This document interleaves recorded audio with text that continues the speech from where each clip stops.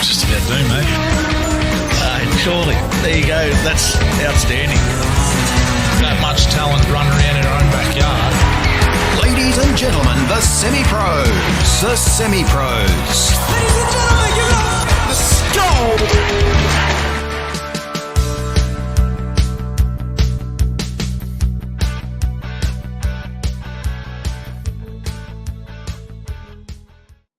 Welcome along to another week of the semi-pros. Great to have your company. Another interesting week in sport. Not a lot happened again. Social, isolation with more than 1.5 meters apart again tonight. Welcome to our panel. Steve Glover, how you going? You look relaxed. Yeah, mate, very good. I tell you what, being able to sit at home on the couch with no pants on and do the show is pretty relaxing indeed. So, Prove it. Joel Stower, how are you? Real good, thanks, mate. Yeah. You're not wrong about the sport. It's gone missing, hasn't it? Yeah, still one show in town. Troy Gurski, how you going? Yeah, good, mate. Getting used to this sitting home. Me and Joel are both growing beards at the moment. We started about 4 weeks ago, me and Jolie, so bit of a competition. Yeah. Yeah. He's looking good. it's a cracking one too. Looks like it's an absolute scintillating race.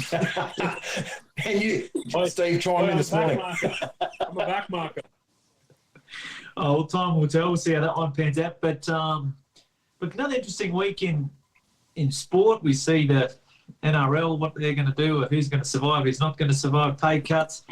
Paul Kent laying the blame on Todd Greenberg. So I think Michael Ennis was defending him. Like all sorts of things going on. AFL, they seem adamant that they're going to play a season of some description somehow, some way, even if they're playing right through till December. What do you reckon? Like seriously, are we going to see some footy this year? Either code. Didn't they say they're willing to go through and play the grand final on Christmas Day? I think it was. The AFL. So, well, imagine this for a double header. The grand final and then the Boxing Day test. Backed out, 100,000 both days. MCG, thanks for coming. It'd be good too, wouldn't it? Oh, but it's Be a fun. I suppose nice, it shows you what deck. Yeah, wouldn't it? Yeah. Shows what these blokes have got to do, I suppose, haven't they, at the moment, that they're clutching at straws and they just got to get something out of the season. Because if they don't, there's going to be some clubs fall by the wayside. And I think obviously the NRL are in a worse position than the AFL. But, both codes are really clutching at straws at the moment. And how about the NRL heading over to was it Magnetic Island or where are they headed? Tangalooma. Tasmania. Tangalooma with the Dolphins. Be nice, wouldn't it? Gold Coast. So they're fair income about that or what? Oh, they're saying they'd go on Tangalooma and float them into Suncorp or Seabus or Redcliffe to play. And turn the airstrip at Tangalooma into the training fields. Don't know. Okay. Don't know. But what do you reckon? When will we play again? Or will we play again? Oh. Nah, I reckon 2020 is a write-off. I don't think we'll see much footy this year. I don't think we'll see much sport, I don't think, in general. So, and for what it's worth, I don't know. Like, they're talking even, you see the government, it's a 6-month thing. So, yeah, they're really, I don't know, they're clutching at straws. I don't think we'll see too much. You've seen the big competitions around the world have been shut down. So, I don't see how we're going to possibly feasibly make the NRL any different to everything else that's going on. I got sucked in a beauty yesterday with April Fool's Day. Which one? Oh, the NBA putting up that the Lakers had won they'd crowned the Lakers the champs. I was nearly about to share it until I realised the date. No, you thought you had a double, mate. Thought you had the NRL and the NBA, eh? Got on the multi too with Blubber Bet. Yeah. Well, what if they pay out in these circumstances? But seriously, What do they get? Well, they come second anyway, aren't they? No, Who's that? Lakers. Yeah. Bucks would be in front of them, wouldn't they? Yeah, Bucks are fair way in front of them. long way in front of them. But with what you were saying before, Steve, like seriously, this is nearly a write-off because if they're legitimately thinking of playing through to Christmas and all this sort of carry on, surely that's then going to affect next season. Yeah, you'd think so. Although do they have a shorter thing? And then what do they do anyway? Like, they're going to be out of action for so many months. I know they're athletes, they're probably at home training, but geez, there's going to be some horrid football to watch for the first 6 weeks. No pre-season, especially going in off the park. Surely they need some training runs, but who The boys knows? would be putting it through KFC, wouldn't they? I can't wait to see Big Trelly come back. Mate, he's been tucking into the blokes in the bar beers, I think. They are fair income, but they seriously want to salvage something out of this season. Yeah. I think they have to It's financially. going to be interesting. But there's got to be a cut-off. What's the cut-off for them? They're going to be in the back of the field by what date to actually get something out of the season? Well, this makes September. They have to be back playing for a reduced season. I think it was before then. Yeah. Even if they play either any sport, and you win it, it's going to be an asterisk beside it, isn't it? Yeah, I was just about to say, if they can't get enough fixtures in so everyone plays each other at least once, then, yeah, there's going to be the big cloud hanging over their head. Yeah, it's mad. But look, I'll tell you what, one show that does roll on, horse racing, it's sort of the beacon, the shining light. And it's almost like, I don't know what you guys think, we almost sort of all sit here sort of waiting until it gets shut down in some ways. But so far... Heaven help us if it does. Oh, God.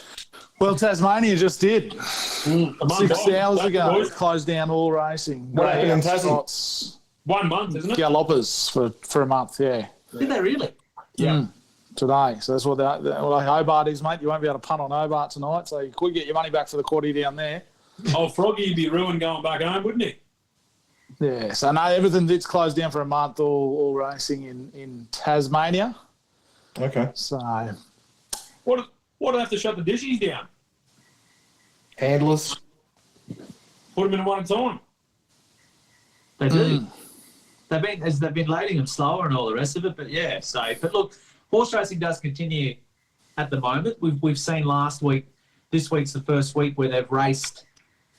Well, essentially now in zones. So we have 2 metro zones: Toowoomba, Ipswich, Gold Coast falls into one. Then you have Brisbane, Sunshine Coast, and etc. The other.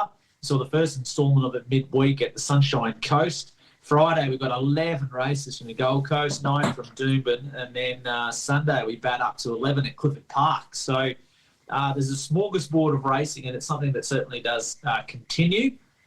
Our guest, who should be with us, joining us on the program, is a young man that's taking all before him. Started his apprenticeship here in Toowoomba and rode to maximum success around here before transferring down to Brisbane, and now has continued to take that to a new level. He actually is the outright leader of the Jockeys Premiership in Queensland. I refer to none other than Bailey Noda, who joins us now. G'day, Bailey. How are you? Hey, mate, I'm good. How are you? Righto. We can't hear Bailey. I don't know if he sounds like he can hear us. So you got us there, Bailey? Yeah, I can hear you. Can anyone else hear Bailey? Yeah, mate. You got you there, Bailey.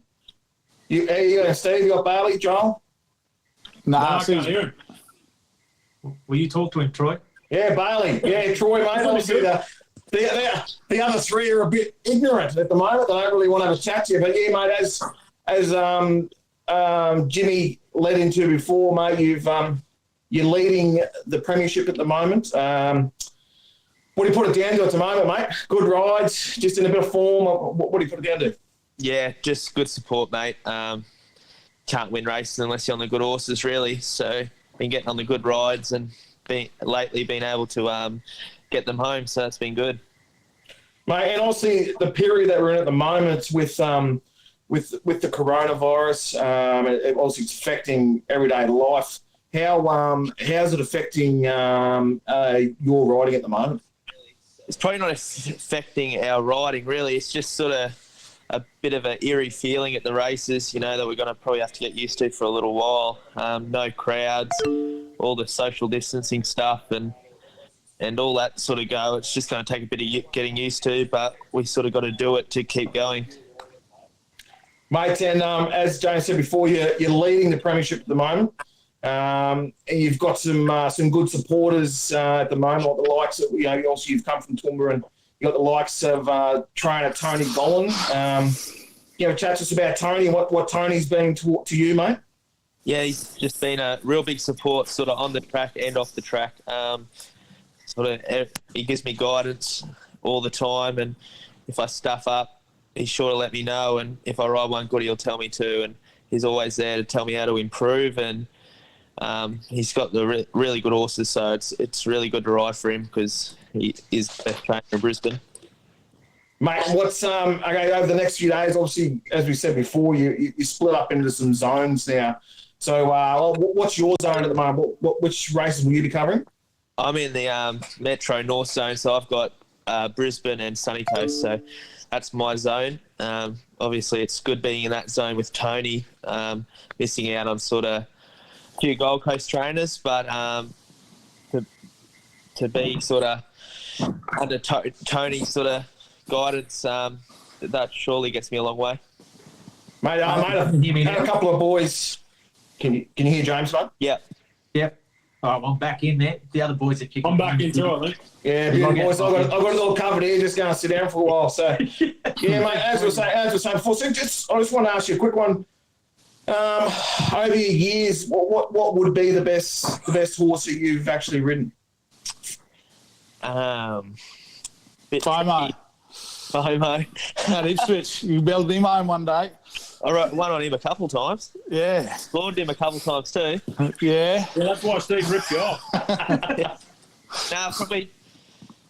Oh, the three listers winners I've ridden, like they're hard to split really. Got Mr. Marvellous, Snitch, and Silvera, and you got a man in a match as well who won the wave. That's sort of probably the best sort of horses I've ridden. I've obviously rode Zoo style track work, and he's a freak on the track. It's just a pity that he's had a few issues and we can't see the best of him. But I think Zoo style is probably the best horse I've probably sat my leg over. Yeah. And mate, when you started in Toowoomba, you started with a bang. You won, I think, on your first day of riding wherever it was in the bush. You won your first day. You rode at Clifford Park. You won the first day you rode in the city. So you've had an incredible strike rate. It's been an amazing journey so far to consider the fortune that you've had. As I said, even just thinking of that first country day, first provincial day, first metro day, you came up with a winner. Yeah, sort of, I don't know if it's just out of luck really that's happened, but it was really good to start off every sort of step with a winner and sort of get my name out there straight away. That's probably been a big help, sort of getting them winners every step, sort of allow the trainers notice you and they want to put you on straight away. So probably just sheer luck, really. Did you kick off that apprenticeship? Was it with Ducky Baker that you started, or? Yeah, it started with Ducky. I was there for probably, and I was there through my trials and probably about 2 months my race riding, and then I transferred over to Lindsay Hatch and sort of got the ball rolling from there. Yeah, I suppose it was pretty like to get along with a guy like Ducky. He's pretty hard work and gets up pretty early and into it, but he's also very good at placing his horses and takes them out to the bush. So was that an advantage, sort of finding your feet early on? Yeah, for sure. He gave me a lot of support. My first winner was for him, a horse that sort of I'd done a lot of my trials on. It was just a 2-year-old filly. Took it out the bush for me and it won. And yeah, you're right. He does place them well. Even if sort of they can win races in Toowoomba and then he'll take them out to the bush and then they'll run in town and run well. So he does place them really well. How did you get involved with racing, Bailey? Just sort of started off going to races with Dad and stuff like that, and I really liked it from get-go. And then skill-based traineeship come up to be a stable hand, and I sort of just chose that as a subject sort of thing. And I went and just sort of cleaned boxes and strapped for Richie Stevenson for about a year and a bit till I finished school, and then started off with Ducky after I finished school. And who's been your biggest influence so far in your career? Definitely Hatchie. Sort of being a rider himself, and just he's practically taught me everything I know really, so he's definitely been the biggest influencer. You still keep tabs with him now, mate? Yeah, we talk pretty much every day really. We get along really well, so it was good that he had the connection with Tony for me to come down here and sort of go on with it. And still getting some rides for Hatchie as well, so that's good. What about Bailey riding against the cream of the crop at the moment in Queensland. You don't have a claim now. Tony's still putting on it. Trainers are still putting you on. It's a big step to take. Yeah. Have you noticed much difference from with a claim, without a claim? Not really at the moment as of yet.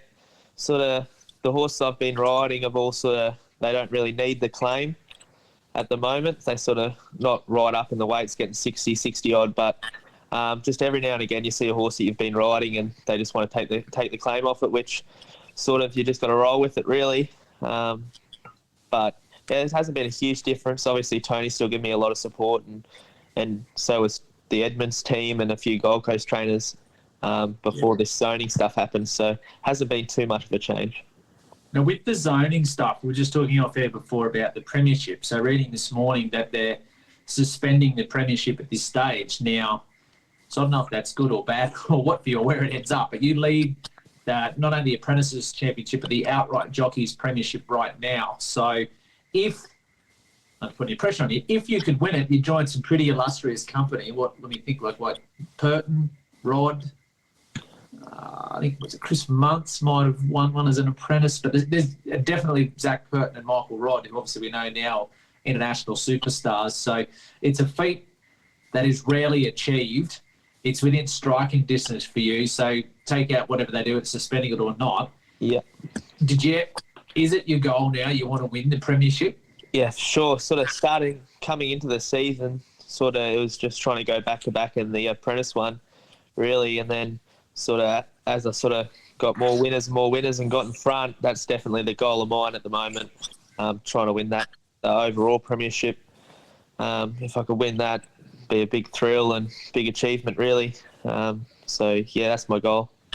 Is there another goal, mate? Is there a particular race you've got in mind that you'd like to set your sights on that you'd like to win, or? Yeah, I wanted to win the Stradbroke this year, but that's not going to happen. So what were you going to win? What was going to win it? Oh, I was hoping I'd get back on Vega 1, but sort of that's not going to happen this year, so a bit stiff. Plenty of time, mate. What's that? I said you got plenty of time. Yeah, that's it. How good was it winning the Wave? We can see that one meant a lot to you, and big race, big money for Tony, for the Huddies, who you do a lot of riding for as well. So that one obviously meant a lot to you this year. Yeah, that was a huge thrill. Obviously, first sort of big race me and Tony won together on that horse too, that I sort of ridden all prep, and he was going really, really good. And we were confident going into the race, just sort of, he was like $16 or something like that, and we knew he was going good. It was just we drew bad, and to get all the luck we did in the run, it was a huge thrill, especially to do it for the Huddies. They've supported me all the way through, really, since I've moved to Brisbane. Yeah.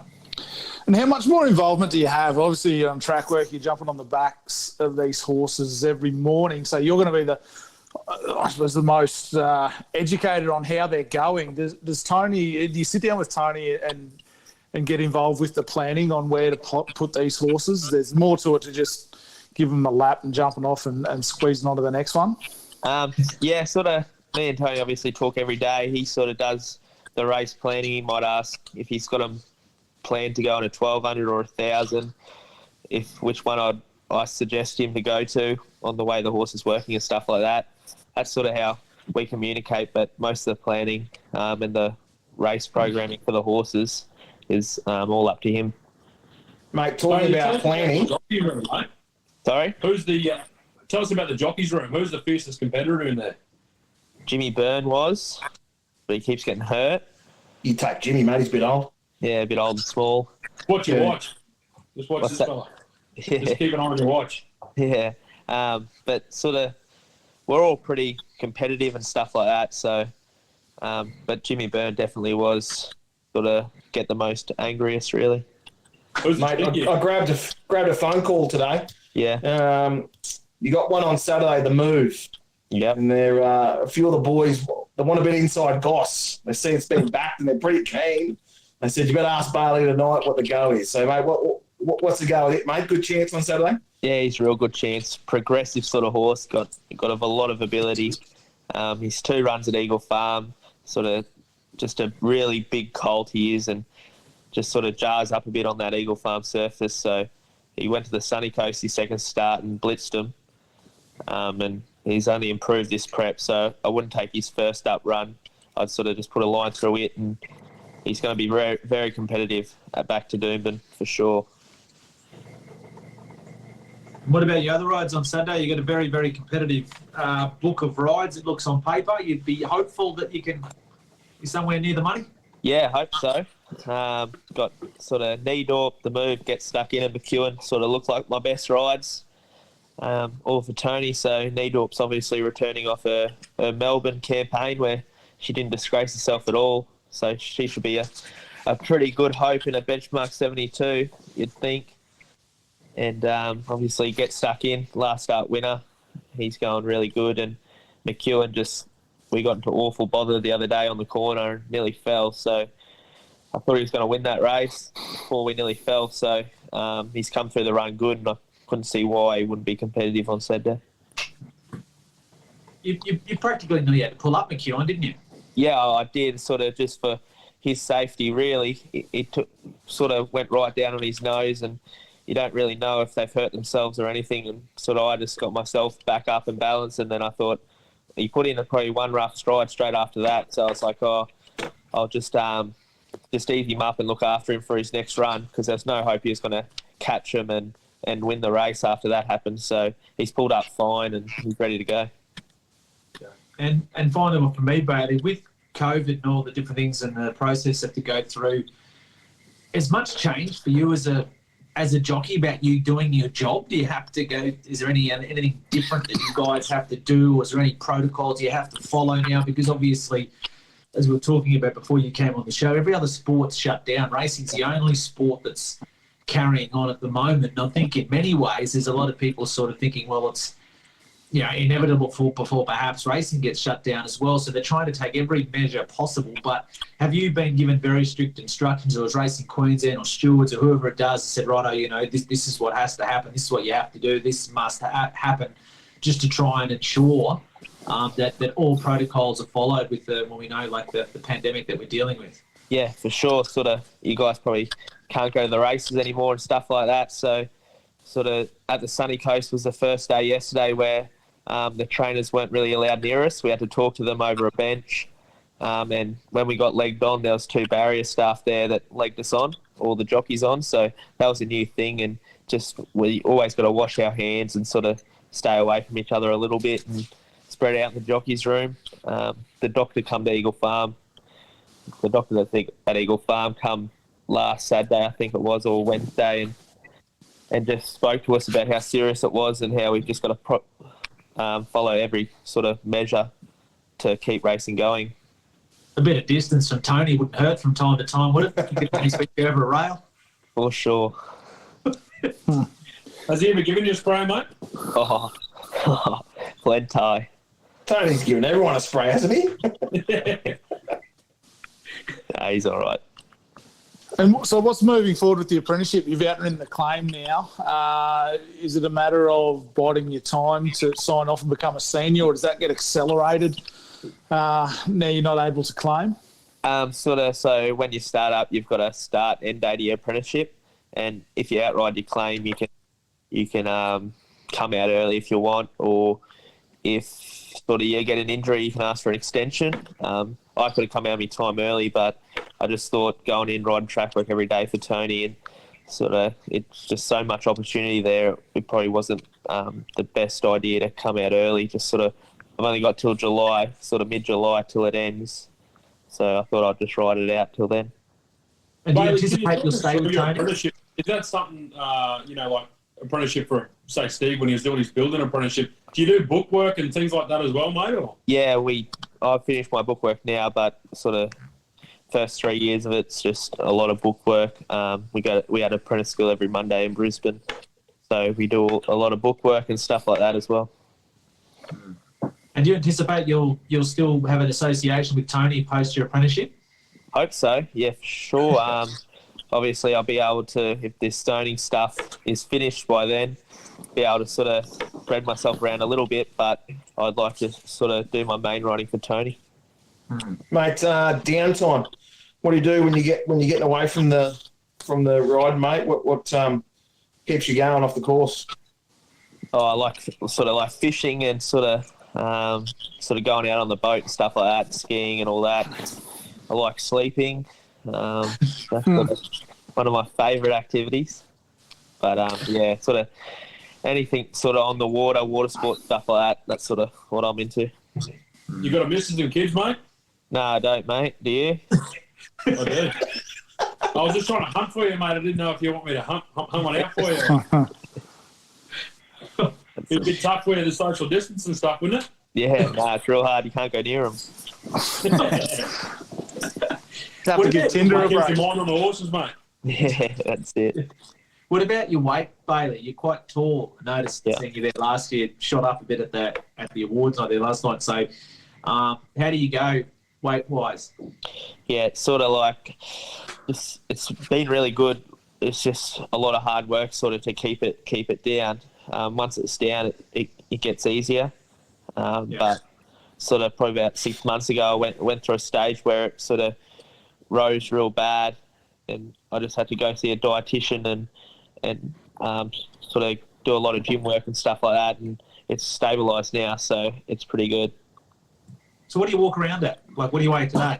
Today I'm about 55, just a bit over 55, so the minimum is now 55, so that sort of helped, but I was riding 54, so sort of by the end of it, all I had to do was go for a sweat walk sort of the morning of the race, and I was done, so it was pretty easy. You said the minimum's now 55. Did they raise the benchmark or the top weight as well? Is it still 59? Yeah, I think the top weight's, it might still be 59, but I think it might be 60 is what, like, so some races are 60, just depends on the races, but I'm pretty sure they did put them all up a kilo, sort of to keep it pretty level.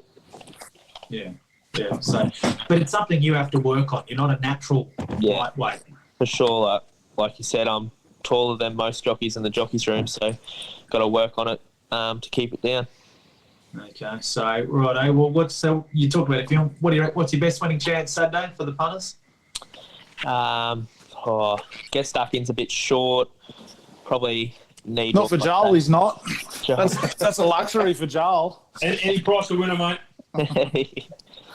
Probably Needorp, I'd say. Needle, yeah. And what about a horse? Is there a horse there that you really like that you think will, to follow in terms of that you think will make a nice horse that you've been riding or that that's just started out its career? Yeah, that Snappy Reply Road Saturday, she's going to be a really nice sort of 3-year-old filly when she goes out and comes back. She's going to be really nice. Obviously, Needorp, like, she's improved a hell of a lot.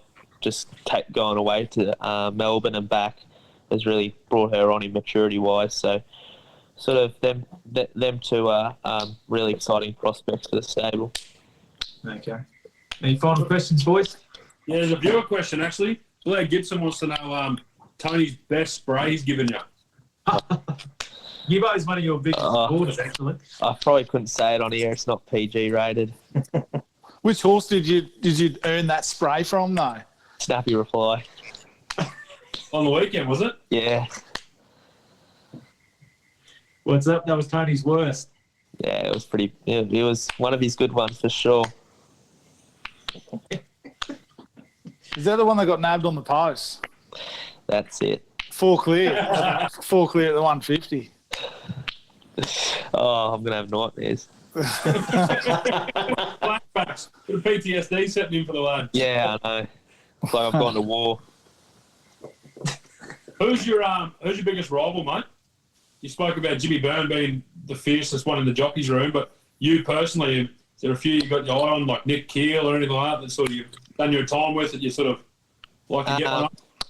For sure, probably the senior riding ranks, obviously the ones that are close to me in the premiership are probably my biggest rivals at the moment. But sort of Brad Stewart's sort of a rider I've modelled myself on, and we get along really good. So he's sort of probably a guy I like to follow. You like to follow him in races because he always finds the right spots and things like that.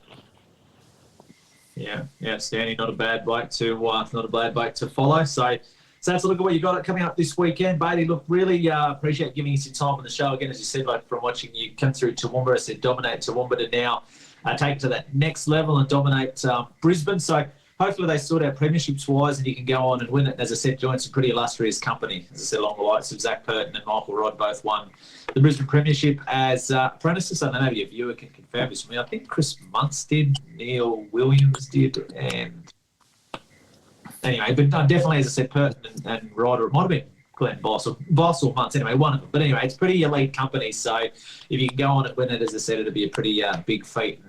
And I think a lot of people from Toowoomba remember you from around here and always will. So great to see you doing so well, and really appreciate you joining us on the show this week.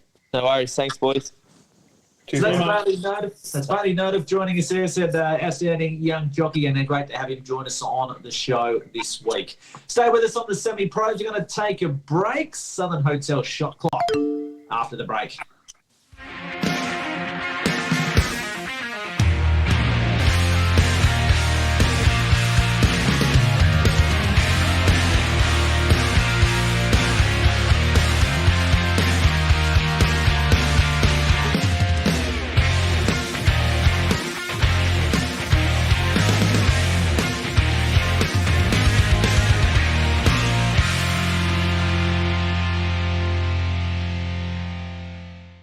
At the Southern Hotel, our Sunday steak special has been so popular, we want to offer it on Saturday too. 180-gram rump mignon, 400-gram New York cut T-bone, or a huge 500-gram grain-fed rump, all for just $23.95. It's better at the Southern.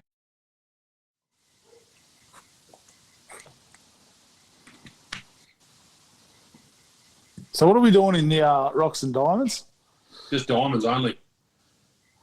Right. Is it only Thanks for joining diamonds? us on the Semi-Pros. Great to have your company on the program this week. That was Bailey Notive, who joined us before the break. And, yeah, really impressive young man. And I think we've just seen the maturity in Bailey from his time in Toowoomba. As I said, not a bad feat, is it, to ride a winner on your first day as a jockey. That was in the country. First day he came to provincials and he rode a winner. And then his first ride in the Metros was a winner too. It was barefoot for Tony Sears. So every opportunity he's had, he's made the most of. He had a few little growing up misdemeanors, I suppose you'd say, Bailey at one stage as well, but you can really see how much he's matured as a rider. And the one thing we know with Tony Gollan is he's a hard taskmaster, but he's a fantastic supporter. So, and you can see that with Bailey, as we said in jest before, he's copped a few sprays in his time, as he's mentioned, but at the same time, he's been very, very forthright in his praise. Even got big FOMO home, Steve. Yeah, he did an Ipswich there one day too. Had to lift him on the turn, kicked him home. Good day, that one. But he's a good jockey, isn't he? Like, to state the obvious. Oh, yeah, sure is. Like, and he come through, and you see sort of him and Nick Hill were coming through at the same time up here, and he's gone from strength to strength, and getting in and opportunities has taken them with both hands. With Tony and getting in with the elite stable in the state has really helped him. But in saying that, you get on the horses, you still got to get them home too. So he's been able to do that fairly prolifically. So. No, and I'm sure he'll ride a few this weekend also. Southern Hotel shot clock, guys. Next on our program, stay with us. We're talking racing again here with the championships, 4 big Group 1s. I'm going to find you all the winners there shortly, so stay with us with that. But I just want to say, if you can support the Southern Hotel, jump onto their Facebook page. So they are doing takeaway.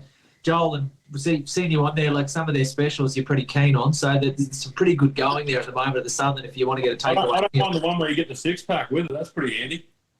Yeah, so jump onto their Facebook page, have a look at that. They're going to have delivery, going to pick up. So head along and support the Southern Hotel. Fantastic food there. So the full menu there as well. So make sure you get along and support the guys. As I said, day one of the championships. So we're going to make our shot clock segment this week all about the races. 4 big Group 1s this weekend, guys. One of the great races, I think, on the calendar is the Doncaster over the mile. Handicap. What wins it? Who's going to kick us off? Steve? First one I saw. Yeah, I'll kick us off. And I'll tell you what, if you find the winner of this, you're going to get a good price too. I think you got $7.50 the field, isn't it? But it's wet down in Sydney, isn't it? Rained off yesterday. Slow, I think, yeah. think it's slow at the moment. Soft 5, something? Soft. Yeah. No? Right. Bit of got down to it anyway, mate. Okay. Troy, you there? Yeah, I can hear you. Troy, you got me? Yeah. Okay, I can't hear Troy. I've got Joel. Joel, so tell us your thoughts. Mate, how about we log out and just see what these fellas are doing? Okay, so we're going to have a look here. So we said the Doncaster is, of course, the of racing. Yeah, boys. Group 1 on the card. The Doncaster over the mile being one of those. We've got the TJ Smith as well. And of course, we've also got the Derby as part of a 10-race card. Righto, Steve, have you got Look me? at that. How's that? Hello. Troy? I can hear you. Hello. Anybody? Hello. Loud and clear? We're all in. Righto, Troy? Steve, go. Doncaster, who wins? And You hear why? me? You can hear me? I can only hear you, bud. Oh, well, I I can hear don't know if anybody else can hear me, but I got you, mate. I'm going to go in the Toya at $26 to run over the top. I think it'll play out wide, fair bit of speed on, get its chance. It absolutely rattled home first up, and then out to the impossible track where you couldn't make ground last start. Got beaten 7 in a pretty hot race there behind Very Elegant and Adaya, and I think you'll $26. It's worth a few bob each way. 26ers. Troy, Doncaster winner. Troy. 2020. Oh, as Steve said, we think it might be a little wet. I'm gonna go with Melody Bell. I think it's $758 at the moment, and there. Big Opie Bossum on board, third up. Ran a couple of good races the last 2. I think it's going to be thereabouts. And as Steve said before, in a very open field. So I'll stick with Melody Bell. Joel? I can't hear James, but I'm preempting that he said me. So I'm going to go with Shared Ambition. Now, this thing's drifted a fair bit in the market. It's 8 out to 13s, but certainly a camp that know what they're doing when it comes to winning big races. That's Chris Waller and co. And it's got a fair record on track too. So the English import with 52.5 from barrier 4, Shared Ambition at 13s for me. Righto.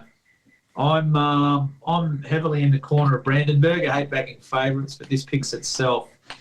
3-year-old, 50.5 kilos. Very much respect Melody Bell, horses at the top, but I don't know that they can give this horse 7 kilos.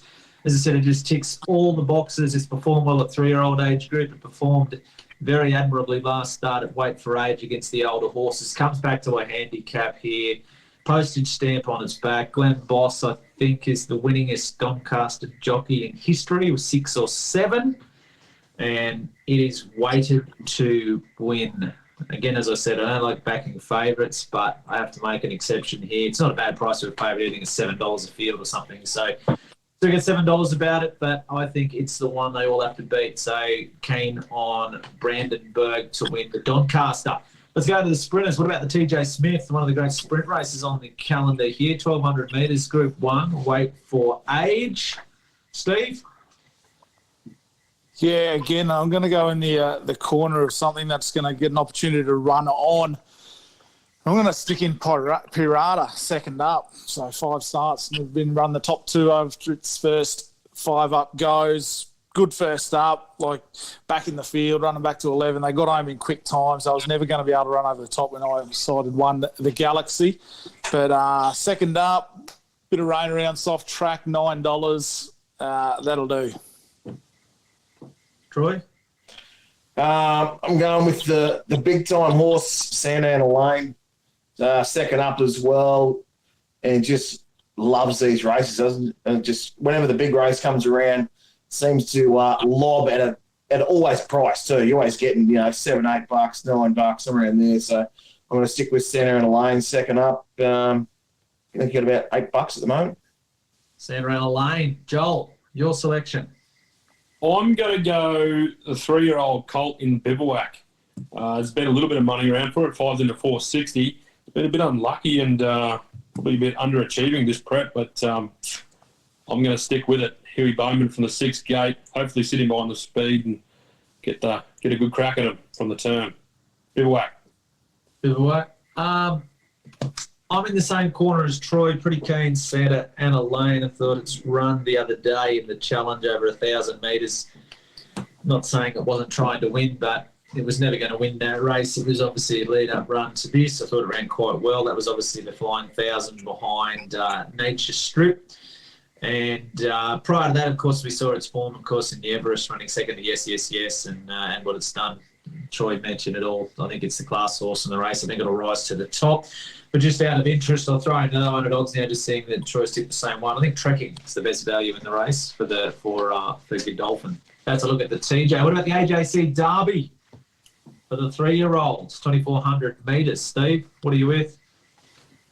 Well, I think the top two have probably got it between them, but I do like Eric the Eel, the Queenslander, going down. Beat the older horses. Big $26, a bit of value around there. It would be a big body down there. But against the older horses there, the open handicappers, give them a start and run over the top of some pretty handy horses that have been up there and competed in group company. So then you go back last prep. It ran some creditable races, Eric the Eel, down at in the Winter Carnival. Just got beat, I think, in the JJ, sort of ran them to about 2 lengths.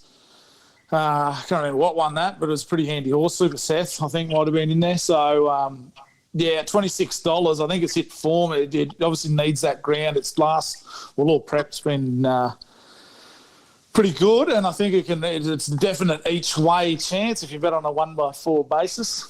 1 carat to win and a couple of shillings to play. So I think you can come out with a profit. Troy, what do you like? So the top two are handy. I like the top way, Castelvecchio. Ronald's aboard. Your favourite jockey, James. They've got a good steer. It's going to be thereabouts. I think it's about 270. Get on Castelvecchio. Castelvecchio, also who's online? Blair Gibson. What an ordinary Doncaster. Rather be punting on the weather. Over 28.5 degrees tomorrow. Moral. Well, Gibbo, why don't you throw us now? Funny you mentioned that, Blair. Funny Blair mentions that, because I saw Ladbrokes had a market. You can bet on the hour to if the decimal point number after so it's 20 degrees, 20 point something, if that's odds and evens. So there you go. I'll tell you. Well, thrill seekers out there like yourself, Stephen, eh? Get the what do you use to read the weather? Barometer out, mate, or whatever you do, and check the pressure and the temperature movements, and I reckon you could set up a system to take over the weather pump. Fleece them, mate. $1.90, so Joel's will be all over it. He loves them saucies. On his pies and the pun. I wouldn't be asking for your barometer, mate. I know where it's frequently used. So who's betting that? Ladbrokes. I think I saw something there. Yeah. Not Ned's. Can we get an extra head or something? Should do. Hopefully. Hang on. What's Gibbo come back with? Nidor. Saturday, something on 05 Glory and Great Missile tomorrow. So Great Missile tomorrow from the great man, Lord Gibson, on his home track of the Gold Coast. First on also Shane Moggs online, as we mentioned there for the Southern. What's he telling me here? Something like trekking's big hopes. There you go. So Moggy's keen on trekking. But as we said, the Southern Hotel presenting our shot clock segment each week. So have a look on their Facebook page and see what offers they've got there. Joel will be down there tomorrow to get the 6-pack with, what are you going to get it with? The steak or something? Something, whatever's going. Better the weekend, mate. Just get on. Right. Where are we up to? Whose go is it? Joel. Me. Joel.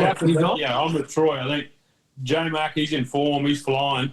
You hate him, James, but, geez, he's going well. And this Castelvecchio is a pretty fair horse. So I'm with what Steve and Troy said. The top two in the market will probably battle it out up the straight, hopefully, and hopefully the one gets the bob of the head.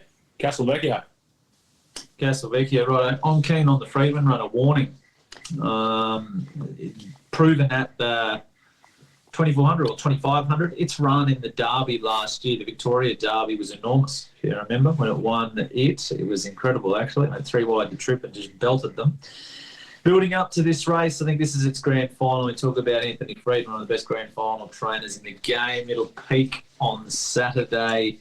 And as I said, just crying out for this distance. It'll be going very close, I think. But I agree with you guys. They're the only 3 hopes that looks on paper anyway. So between Castelvecchio, Shadow Hero, and I just mentioned Warning. So we'll see which one comes out on top. Probably something totally different, like Eric the Eel. You're keen on. So, right, that's Eric. So there's our selections there. But last Group 1, boys, on the card is the Sires, 1,400 metres with a 2-year-old. Steve, who you hunting with here? Yeah, I reckon they can get one here, and you just give J-Mac a rap, but I'll tell you what, he give this one a sore back last start in the Black Opal. Oh, really? The Snowden horse. That wouldn't happen. No, I'll tell you what, you got to get the chiropractor in, I reckon, to straighten him up. But Bartley, so that's what they do after most horses he rides. They are J-Mac, so he's been given a reprieve. This one, so Black Opal, I think that's not a bad form race. They didn't really, nothing out of there went into the slipper, so I don't think they all qualified there. Selsevier was the red hot there for a slipper favourite at the moment and went off a little bit. But this thing went 3 wide. Had every right to drop out, I reckon, at the 200, but kept battling hard. Just got picked up on the line. So 1,400.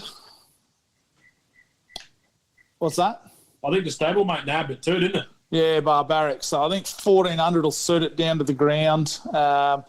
Fourth start to 1,000, 1,200 makes this step up. A couple of weeks between runs, and I think it's $9 or $10 too. So happy to be with that. The China Horse Club. Troy? Yeah, another tough race. Didn't want to think I backed last start. Laramie Street, it's double figures. I think it was around $15. Bossy aboard.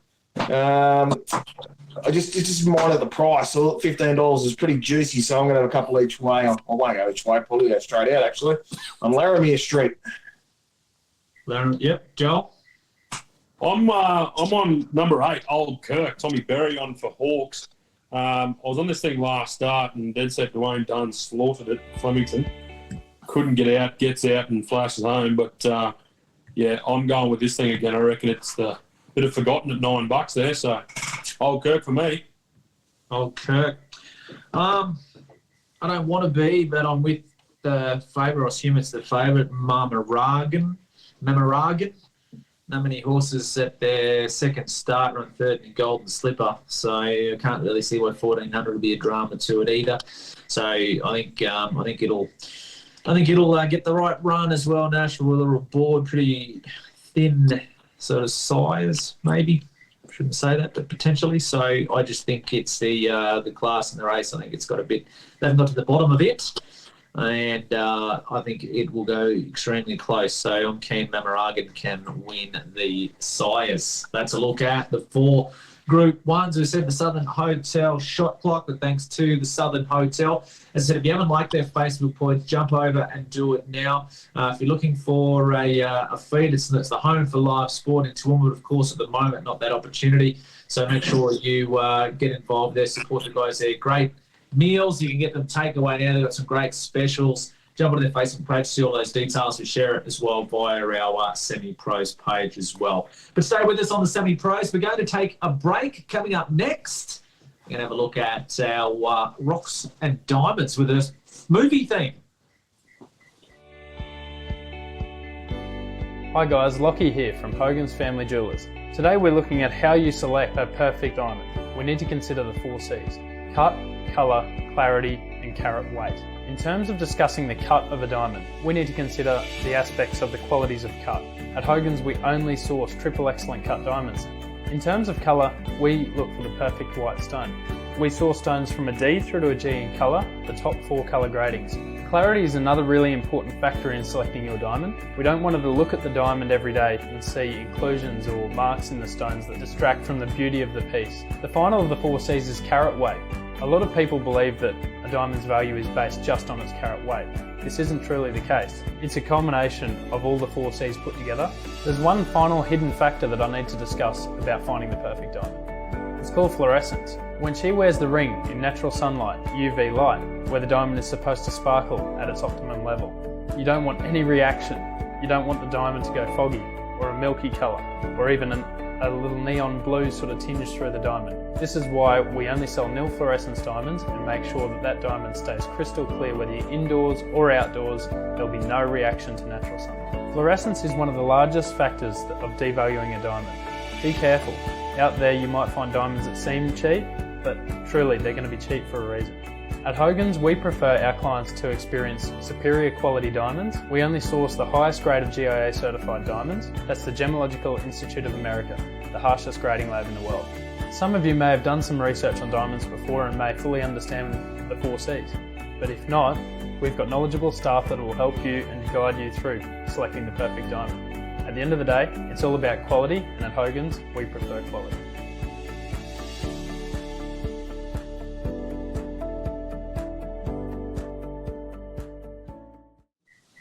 Thanks for joining us on the Semi-Pros. That was a look at our Southern Hotel shot clock. So thanks to the Southern Hotel. Now we're into our Hogan's Family Jewelers Rocks and Diamonds of the Week. Thought we'd do it with a different twist this week. We're going to talk about sports movies. So best and worst. So best being Diamond and worst being The Rock. But before we do, I saw a video pop up this week, which if we were doing a normal Rocks and Diamond segment, I was going to use as my Diamond of the Week. They want to show you. Now, Mick Shaw, who you'll know, a local legend, former Australian boxing champion, his son, Manny, named after the great Manny Pacquiao, and his friends play soccer, and they put together this little video that I thought was pretty cool and worth noting. I shared this on our Facebook page as well. So if you have a look at this video, I don't know if it's coming up or not. Or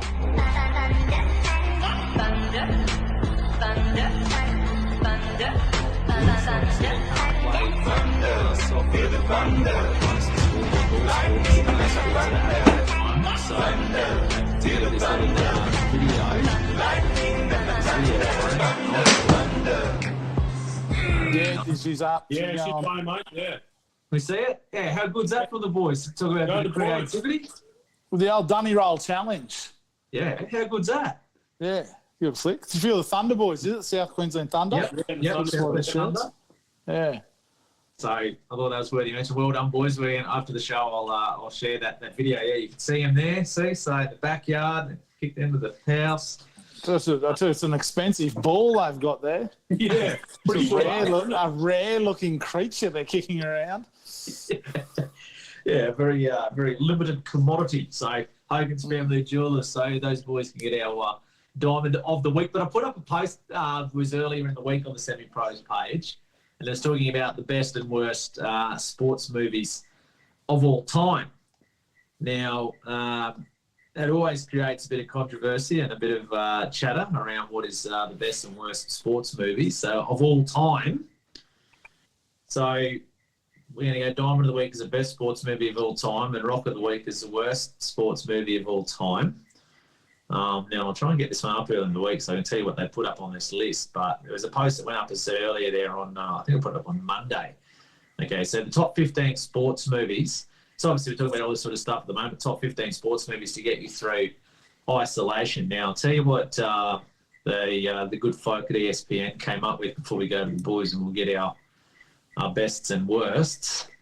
There's been some fantastic sports movies. There's been probably some pretty ordinary ones as well. So top 15, boys, this is what ESPN has come up with, all right? They've got, just stand by, 15, I, Tonya. So, Not bad.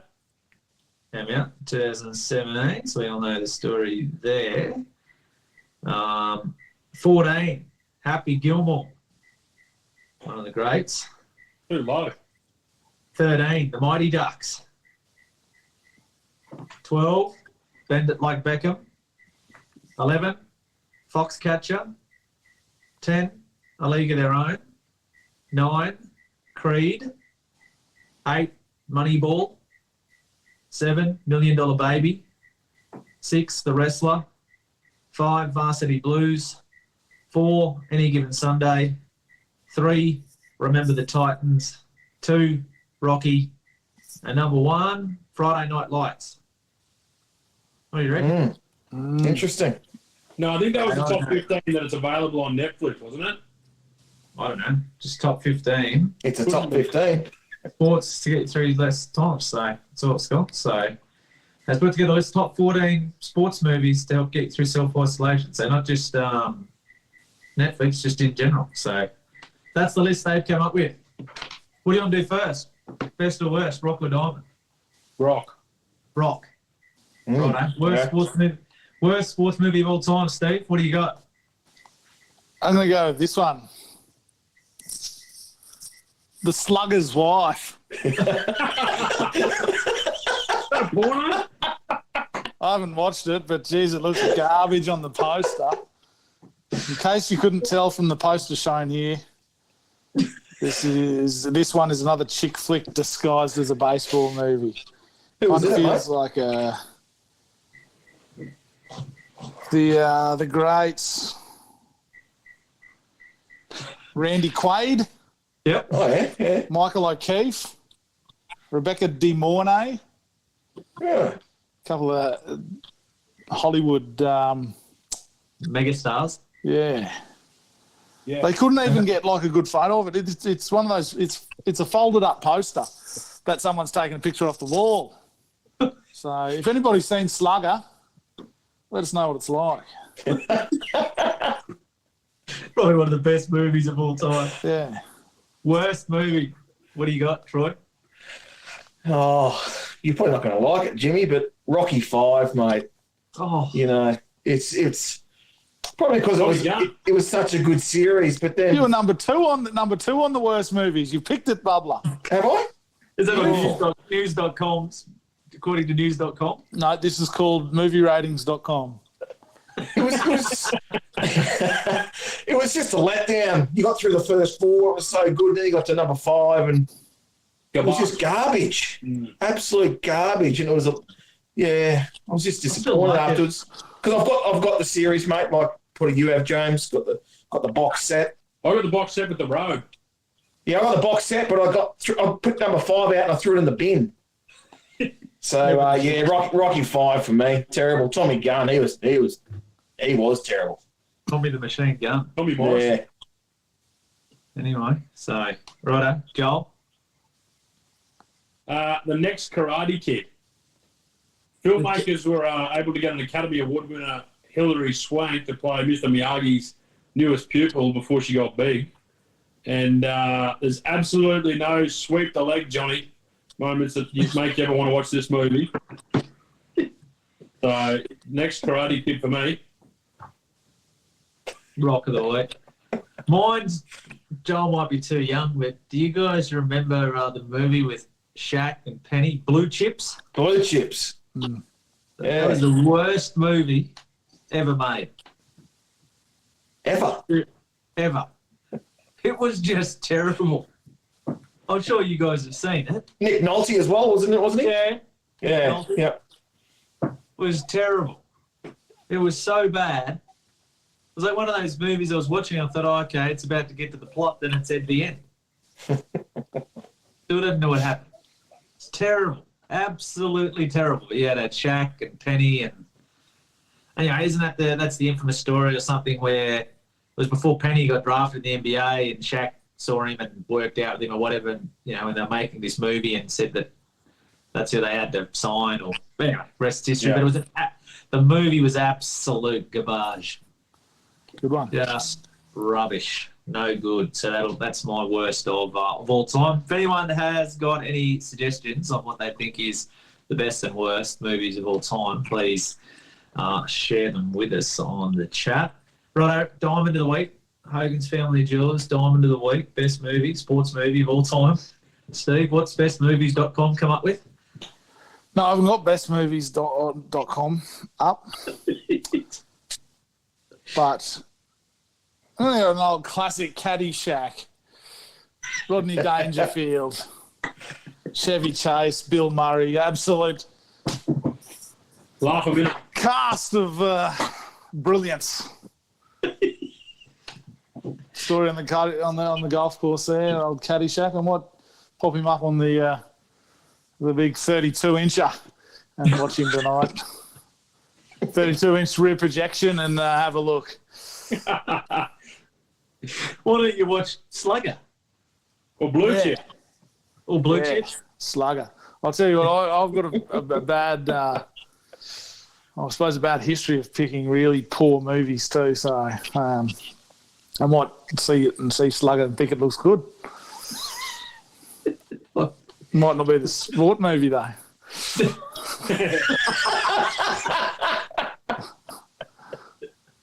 Oh, jeez. Bubs, what have you got? Oh, they had to follow him. I'm going to go with Cinderella Man. JJ, what's his name? JJ Braddock or something his name was back then.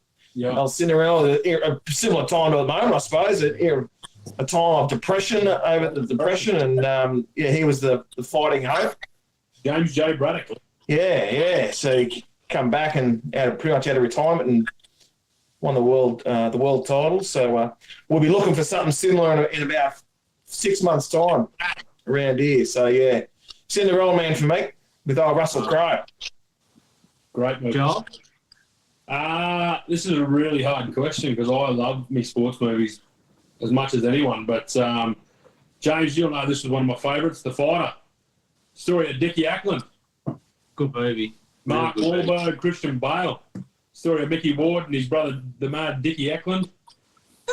That quote the whole bloody movie. I love it. It's a really good movie. I think they won Oscars, didn't they?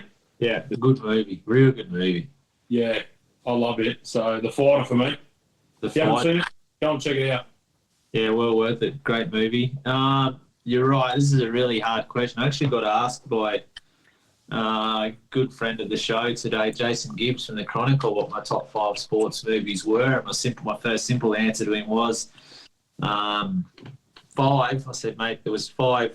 So there was 6 Rockies and 2 Creeds. So I don't really know how I'm supposed to come up with 5. But We can cut one, Rocky 5. that's what he said to me. He said the same thing to me. Actually, so I laughed when he said that. He said that to me actually. He said, "Well, you can get rid of 5 basically." So, anyone who knows, I'm an absolute fanatic of the Rocky series. So I'd have to go with one of those. So come on with Rocky 4. You know, like after watching Rocky 4, I dislike Russians. You will lose. Win, Rocky, win. You will And that was lose. 2. Might have even been 1. So that or toss up between that, or I got reminded of one today that I'd forgotten about as a great sports movie, Far Lap. That's my best ever. Big Red. Mighty Ducks, actually, I watched that the other day. Mighty Ducks. Ducks I was waiting for you to bring out Chariots of Fire, mate. Flying V. Sea Biscuit. Sea Biscuit, good movie. Yeah. The Cup. There's been some good ones. The Far Lap's one of the best ever, actually. Yeah. Gold. All right, that's a look at our Hogans Family Jewelers Rocks and Diamonds of the Week, movie theme this week. What do we got on here? Shane Mogg telling us Any Given Sunday. Yeah, good flick. Yeah, good movie. So there's a few to consider. Righto, boys, before we wrap the show up, multi of the week. A few people picked winner last week, didn't they? Me. Steve got one. Yeah, Calibration. Mine was scratched. That's a win. Yep. The win. Yours Yeah, is third, James. that's the only winner I've had so far is a scratching. So, right, what are we going with this week, Steve? What's your tip? Going to go tomorrow's Metros, the Gold Coast, the South Metro, and I'm going to go another Aussie Bloodstock horse. Absolutely flying, these guys. They've had 12 winners last month. And in the 4th, the benchmark 72, Long Bottom. It has come up with the Lee stable from down in Sydney. And, gets into a very winnable race. Like, I think you'll find these bigger stables, the Lees and the Edmonds and whatnot. Now we've split those metros. I think they could have a very fruitful period coming up in this Queensland setup. So happy to get on board of that and get on the big Long Bottom. Long Bottom. Troy? I'm going Brizzy Saturday. Going with one of Bailey's mounts. I'm going to go with the move. Race 7, number 11. As we said before, it's 7s into close to 4s. Once the lads got got the info from Bailey. It's probably into about $3 now. So we'll stick with it. Brisbane race 7, number 11, The Move. Tony Gollenhorse. The Move. Joel, what do you got for us? Mates, I'm going to stick with something that's got a fair bit of ability. I think Caulfield race 6, number 6, Diamond Effort. Clint McDonald and my man Benny Mellon. This is going for 4 on the trot. I reckon it's a pretty handy horse, this, so I'm sticking with it. Diamond Effort. Diamond Effort. Righto. I'm with Steve in terms of tomorrow. I wish this horse ran last Saturday, but they didn't, so they're scratched and it's going around tomorrow. It was $16 earlier today. I refer to Gold Coast, race 9, horse 6, High Degree. Robert Smith, stable. Josh Oliver in the saddle. Now, I've been following this horse. It finds its right race here. A couple of starts back when it resumed over 1,200 metres. It was an enormous run, obviously over an unsuitable race. It then went to a benchmark 75, so it jumped up to the mile behind Pleat Vache and Slow Hands. Again, ran an absolute bottler of a race at 50s. They then put it into a quality race at the Gold Coast on that big race day recently, which obviously was out of its, it was a pretty deep race for it to be in. It still ran quite admirably in that sort of company. Gets to its right trip, goes really well on this track. And, I think it'll be hard to beat. You're getting the right sort of price at about around $16. So what did you say earlier, Stephen, like on a 1/14 basis, you can make a profit. 1 carat, wasn't it? Yeah, and a few shillings. What price did you get, James? 16. 18s now, brother. I hope you took the tote. No. So, yeah, don't worry about the 1/14s. Just go heavily on the win area. So, no point running second or third. But if you like to play that way, it's the right sort of price where you can do that. So, yeah I think it'll there we are. Yeah, I've got just a bit more on long bottom. I knew it had a bit of form. So, last start, 2.8 behind Shout the Bar. Shout the Bar coming out, won the Group 1 last start. This one's going to a Gold Coast benchmark 72. So, yeah, what price, Steve? Put in, take out, $6. What race, mate? Brisbane race, Gold Coast tomorrow. Race 4, number 7, Long Bottom. No, never. What price? It's about $6. Right. $6 on Glover bet. Yeah, get on. Just another comment here out of Marjorie Banks. What's you got? The Natural, Field of Dreams. We're talking Marjorie Banks. Has everyone been following him on Facebook lately? Oh, geez, he loves his CrossFit, this bloke. He's got one set up on his driveway at his house. Yeah, I think he does really good. He lifts about half the weight that his missus does, so he's doing pretty well. Plenty of people doing that at the moment. No gyms, you can't do much. So good on. Get out and about. So, righto, that just about wraps us up for the show this week. Look, another very interesting week in sport. Well, like it's interesting. There's a lot happening in sport without much happening, if that makes sense. So we'll see what next week brings, but most certainly very interesting times. And it was great to have Bailey Notiff on the show with us this week as well. As we said, racing it's the only show in town, and good opportunity to catch up with Bailey, as said he's doing so well. So what's on this weekend, boys? Anything exciting? No, mate. No, I'll be right here in this chair, probably. Yeah. Good work, mate. Good work. Plenty of racing to watch. That too. That's the good part about it. So plenty of racing to watch. So righto. Well, thanks, boys. Have a fantastic week. Thanks for joining us on the show. Thanks everyone that tuned in. Don't forget as well, if you're tuning on our Facebook feed, we'll have the show up on a podcast, and we'll also goes to air, of course, on the Saturday mornings via Power FM Radio and also via the online audio stream. So plenty of ways to watch the show. So we'll have the catch-up version on Saturday morning Facebook Live as well. Thanks for joining us, and we look forward to talking to you next week.